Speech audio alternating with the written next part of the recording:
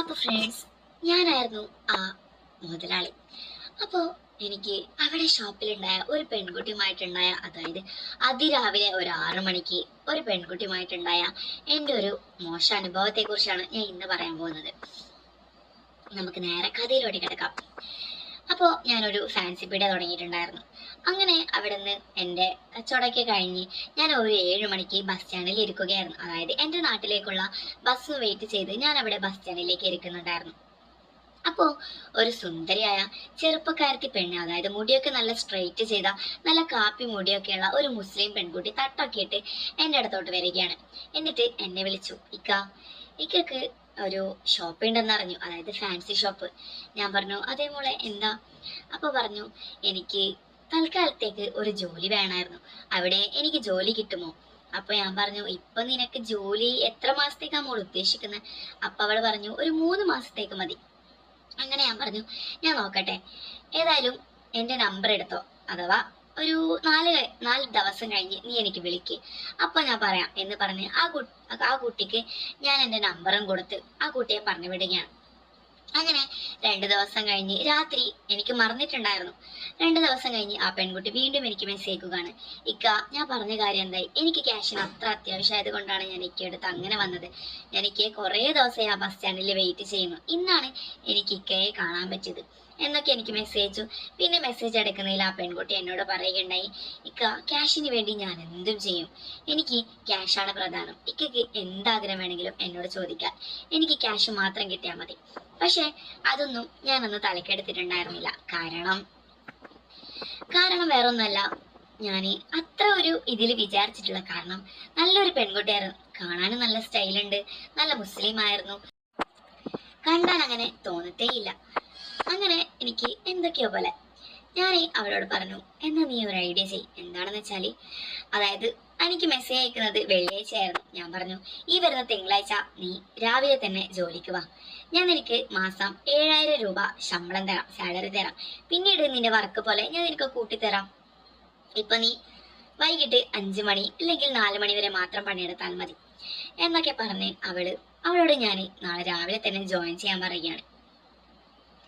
അങ്ങനെ ഞാനൊരു 10 മണിക്ക് വരുമ്പോഴേക്കും അവള് നല്ല രീതിയിൽ അവിടെ കടയിലൊക്കെ വന്ന് നല്ല രീതിയിൽ, അതായത് കസ്റ്റമറോടൊക്കെ നല്ല ചിരിച്ചും എനിക്കും നല്ല ഇഷ്ടപ്പെട്ടു. അതായത് അവിടെ വന്നയും പോയതിൽ വെച്ചിട്ടുള്ള ഏറ്റവും നല്ലൊരു പണിക്കാരത്തിയായിട്ട് എനിക്ക് അവളെ തോന്നി. ആളുകളെ കയറ്റാനും ആളുകളോട് ചിരിച്ച് സംസാരിക്കാൻ, മുസ്ലിം പെൺകുട്ടി എന്ന് പറയുമ്പോൾ തന്നെ നിങ്ങൾ ആലോചിക്ക്, നല്ല രീതിയിൽ സംസാരവും ചിരിയും സൗന്ദര്യവും ഒക്കെ തന്നെയുണ്ട്. ഇതൊക്കെ കണ്ട് ഞാനും മെൽട്ടാവുകയാണ്. ഞാൻ ഫുൾ ടൈം CCTVയിൽ ഇവളെ നോക്കിക്കൊണ്ടിരിക്കലായി എൻ്റെ പണി. അതായത് കാണാൻ അത്രയും മിടുക്കായിരുന്നു. എന്താണെന്ന് എനിക്കറിയില്ല, ഇവളുടെ കല്യാണം കഴിഞ്ഞ് ഭർത്താവ് ഡൈവോഴ്സ് ചെയ്തതിന് ശേഷം ഇവള് നല്ല പഠിപ്പിയായിരുന്നു. പെട്ടെന്ന് ഇദ്ദേഹം, അതായത് ഇവളെ കല്യാണം കഴിച്ചവനായിരുന്നു, ഇനി പഠിക്കേണ്ട, എനിക്ക് നിന്നെ വേണം എന്നൊക്കെ പറഞ്ഞ് അവളെ പഠിത്തമൊക്കെ നിർത്തിയത്. അതോടുകൂടെ അവൾക്ക് ഒന്നുമില്ലാത്ത അവസ്ഥയായി. പിന്നെ ഇദ്ദേഹം ഡൈവോഴ്സും ചെയ്തപ്പോൾ അവൾക്ക് ആകെ നിവൃത്തികേടില്ല. അങ്ങനെ ആരോ പറഞ്ഞു കൊടുത്തതാണ് എൻ്റെ പേര്, അങ്ങനെ എന്നെ തിരക്കി വന്നതാണ് ഇവള്. അങ്ങനെ എനിക്കാണെങ്കിൽ ഇവളെ നല്ല രീതിയിൽ ഇഷ്ടപ്പെട്ടു. അങ്ങനെ ഒരു മാസം കടന്നുപോയി. ഞാൻ അവളോട് പറഞ്ഞു, ഞാൻ ഇനി കടയിൽ, അതായത് എൻ്റെ കടയുടെ ചാവി നിന്റെ കയ്യിൽ തരികയാണ്, നീ ആയിരിക്കണം ഇനി രാവിലെ വന്ന് ഇതൊക്കെ തുറക്കേണ്ടത്, ഞാൻ സാലറി നിനക്ക് 10,000 രൂപ ആക്കി തരാം. അപ്പം കൂടെ അവൾ എന്നോട് പറഞ്ഞു, ക്യാഷിന് വേണ്ടി ഞാൻ എന്ത് ചെയ്യും, എന്ത് പണിയാണെങ്കിലും, ഇനി എന്ത് വൃത്തികെട്ട പണിയാണെങ്കിലും ഇനി ഞാൻ 2 കൈയും കൊണ്ട് അത് സ്വീകരിക്കും എന്നൊക്കെ അവൾ എന്നോട് ഇങ്ങനെ ആവർത്തിച്ച് പറഞ്ഞെങ്കിലും ഞാൻ അതിനൊന്നും ഒരു മൈൻഡും കൊടുത്തിട്ടുണ്ടായിരുന്നില്ല. കാരണം എനിക്ക് അവളെ ആ കണ്ണിൽ കണ്ടില്ലായിരുന്നു. അങ്ങനെ ഞാൻ അവളോട് പറഞ്ഞു, നീ ആയിരിക്കണം ഇനി മുതൽ രാവിലെ എനിക്ക് ഈ ഷോപ്പ് തുറക്കേണ്ടത് ഒക്കെ എന്ന് പറഞ്ഞ് ഞാൻ അവൾക്ക് ചാവി കൊടുത്തു. വൈകിട്ട് നീ ആയിരിക്കണം ഈ ഷോപ്പ് അടയ്ക്കേണ്ടതും എന്നൊക്കെ പറഞ്ഞ് ഞാൻ അവൾക്ക് ചാവി കൊടുത്തു. അങ്ങനെ അവൾ ഒരാഴ്ച നല്ല രീതിയിൽ ഷോപ്പൊക്കെ രാവിലെ തന്നെ വന്ന് തുറന്നു, പണിയൊക്കെ എടുത്തു. 4 മണിയാവുമ്പോഴേക്കും അവളുടെ അയൽവാസിയായ ഒരു ചേച്ചിയും കൂടെ അവിടെ പണിക്കുണ്ടായിരുന്നു. ആ ചേച്ചിയായിരുന്നു അവൾക്ക് അന്ന് രാത്രിയൊക്കെ ചാവിയൊക്കെ കൊടുക്കാറുണ്ടായിരുന്നത്. ഒരു ദിവസം ഞാൻ അവിടെ ഒരു 6 മണിക്ക് എൻ്റെ ഒരു ആവശ്യത്തിന് പോവുകയാണ്. അപ്പോഴേക്കും നല്ല തണുപ്പായിരുന്നു. എനിക്ക് സ്കൂട്ടിയിൽ നിന്നും എന്ത് ചെയ്യണമെന്നറിയാത്ത അവസ്ഥ, അമ്മാതിരി തണുപ്പായിരുന്നു. കാലാവസ്ഥ എന്ന് പറയുന്നത്, സ്കൂട്ടിയിൽ എനിക്ക് ഇരിക്കാൻ പറ്റുന്നുണ്ടായിരുന്നില്ല. തണുത്ത എൻ്റെ രോമങ്ങളൊക്കെ പൊന്തി എനിക്ക് സ്കൂട്ടിയിൽ നിൽക്കാൻ പറ്റുന്നുണ്ടായിരുന്നില്ല. അങ്ങനെ ഞാൻ വേഗം തന്നെ എന്റെ ഷോപ്പിലോട്ടേക്ക് പോവുകയാണ്. അപ്പോഴേക്കും അവളും സ്കൂട്ടിയിലായിരുന്നു വന്നിട്ടുണ്ടായിരുന്നത്. അവൾ സ്കൂട്ടിയിൽ നിന്ന് ഊരി അവളുടെ കോട്ടൊക്കെ അഴിച്ചു. അതായത് അവിടെ സാരിയാണ് കൊടുക്കേണ്ടത്. അവളുടെ കോട്ടൊക്കെ അഴിക്കുമ്പോൾ ഞാൻ അവിടെ നിന്ന് ഇരുന്ന് എന്റെ സ്കൂട്ടിയിൽ ഇരുന്ന് ഞാൻ അവളെ നോക്കിക്കൊണ്ടിരിക്കുകയായിരുന്നു. അവൾ അവളുടെ കോട്ടൊക്കെ ഊരി അതിനുള്ളിലുള്ള അവളുടെ വയറും പൊക്കിളും ഒക്കെ തന്നെ ഞാൻ നോക്കിയിരുന്നു. ഒന്നാമത് തണുപ്പ് കൊണ്ട് വന്ന എൻ്റെ അവസ്ഥ നിങ്ങൾ ആലോചിക്കണം, എങ്ങനെയായിരിക്കും. പിന്നെ അത് മാത്രല്ല, ഒരു സുന്ദരിയായ പെൺകൊച്ച് എൻ്റെ മുമ്പിൽ നിന്നും എന്തൊക്കെയോ അഭ്യാസങ്ങൾ കാട്ടിക്കൂട്ടുന്നു. അപ്പൊ പെട്ടെന്ന് എൻ്റെ കണ്ണിൽ ഇതുവരെ കാണാത്ത രീതിയിലായിരുന്നു ഞാൻ അവളെ കണ്ടിട്ടുണ്ടായിരുന്നത്. പിന്നെ എൻ്റെ മനസ്സിൽ പോയിട്ടുണ്ടായിരുന്നത് അവൾ എന്നോട് ഇടയ്ക്കിടയ്ക്ക് പറയുന്ന ഒരു വാക്ക്, അതായത് ഇക്ക, ക്യാഷിന് വേണ്ടി ഞാൻ എന്തും ചെയ്യും. ഇക്ക എന്ത് വേണമെങ്കിലും, എന്ത് വൃത്തികേട് വേണമെങ്കിലും എന്നോട് ചോദിച്ചോ. ക്യാഷ് തീർന്നു പറഞ്ഞാൽ എന്ത് വൃത്തികെട്ട പണിക്ക് വേണമെങ്കിലും ഞാൻ നിൽക്കും എന്നവൾ എന്നോട് ആവർത്തിച്ച് പറഞ്ഞതായിട്ട് എനിക്ക് ഓർമ്മ വന്നു. പെട്ടെന്ന് എൻ്റെ കൺട്രോൾ മുഴുവനും പോയി. എനിക്ക് തന്നെ എന്നെ കൺട്രോൾ ആക്കാൻ പറ്റാത്ത അവസ്ഥയിലായി. അങ്ങനെ ഞാൻ വേഗം തന്നെ അവളുടെ അടുത്ത് പോയി.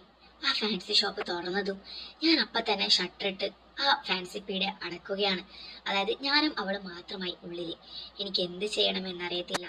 അപ്പം തന്നെ ഞാൻ അവളോട് ചോദിച്ചു, നീ ക്യാഷിന് വേണ്ടി എന്തും ചെയ്യോ, എന്നാ ഞാൻ പറയുന്ന ഒരു കാര്യം നീ ചെയ്യണം എന്നൊക്കെ പറയുമ്പോൾ അവൾ എന്നോട് പറഞ്ഞു, എനിക്ക് മനസ്സിലായി, നിങ്ങൾ അവിടെ ഇരുന്ന് തന്നാൽ മാത്രം മതി, ബാക്കിയൊക്കെ ഞാൻ ചെയ്തോളാം. എനിക്ക് എത്ര ക്യാഷ് തരും എന്ന് പറഞ്ഞു. ഞാൻ പറഞ്ഞു, നിനക്ക് ഞാനൊരു 10,000 തരാം. അപ്പൊ തന്നെ അവളെ കണ്ണ് രണ്ടും തുറന്നു. 10,000? 10,000-ന് 10 ഇരട്ടി ഞാൻ നിങ്ങൾക്ക് തരാം എന്ന് പറഞ്ഞു. എനിക്കന്ന് സ്വർഗമായിരുന്നു അവള് കാണിച്ചിട്ടുണ്ടായിരുന്നത്. വിശദീകരിച്ച് പറഞ്ഞാൽ എൻ്റെ യൂട്യൂബ് ചാനൽ അടിച്ചു പോകും. അപ്പൊ ഇത്രയും കേട്ട് നിന്ന് തൃപ്തിപ്പെടുക. അവള് ആള് പുലിയായിരുന്നു. എന്നും രാവിലെ നമ്മൾ നേരത്തെ വന്നു. ബാക്കിയുള്ള സ്റ്റാഫിനോട് 8 മണിക്കായിരുന്നു എത്താൻ പറയാറ്. 6 മണിക്ക് അവളെത്തും, 6 മണിക്ക് ഞാനെത്തും. പിന്നെ അവിടെ മുഴുവനും സ്വർഗമായിരുന്നു. അപ്പൊ ഈ നമ്പർ എന്തിനാണെന്ന് വെച്ചാൽ, ഇതുപോലുള്ള കഥകൾ പച്ചയ്ക്ക് നിങ്ങൾക്ക് വാട്സപ്പിൽ കേൾക്കാൻ ആഗ്രഹമുള്ളവർ തീർച്ചയായിട്ടും ആ നമ്പറിൽ മെസ്സേജ് അയക്കുക. ഫ്രീ അല്ല, 500 രൂപ പേ ചെയ്താൽ നിങ്ങൾ ഞാനൊരു ഗ്രൂപ്പിൽ ആഡ് ചെയ്യുന്നതായിരിക്കും. അഥവാ നിങ്ങൾക്ക് വീഡിയോ കോൾ, വീഡിയോസ്, ഫോട്ടോസ് അതിൽ ജോയിൻ ചെയ്തവരുടെ പ്രത്യേകത എന്ന് പറയുന്നത്, രാത്രി നല്ല ഉറക്കം കിട്ടും. രാത്രി നിങ്ങളെ നമ്മൾ നല്ല രീതിയിൽ ഉറക്കും. എന്നിട്ട് മാത്രമേ നിങ്ങളെ നമ്മൾ വെറുതെ വിടത്തുള്ളൂ. അപ്പോൾ ആ ഗ്രൂപ്പിൽ ജോയിൻ ചെയ്യാൻ ആഗ്രഹമുള്ളവർ തീർച്ചയായിട്ടും 500 രൂപ അടച്ചതിന് ശേഷം എനിക്ക് സ്ക്രീൻഷോട്ട് അയക്കുക. ആ നമ്പറിൽ വാട്സപ്പിൽ മെസ്സേജ് അയക്കുക. ഞാനൊരു സ്കാനർ അയക്കും. അതിലോട്ട് 500 രൂപ അയച്ചതിന് ശേഷം സ്ക്രീൻഷോട്ട് അയച്ചാൽ നിങ്ങൾ ഉടനെ ആ ഗ്രൂപ്പിൽ ജോയിൻ ചെയ്യുന്നതായിരിക്കും. അപ്പോൾ അടുത്തൊരു വീഡിയോ ആയിട്ട് വരുന്നവരേക്കും ബൈ ബൈ.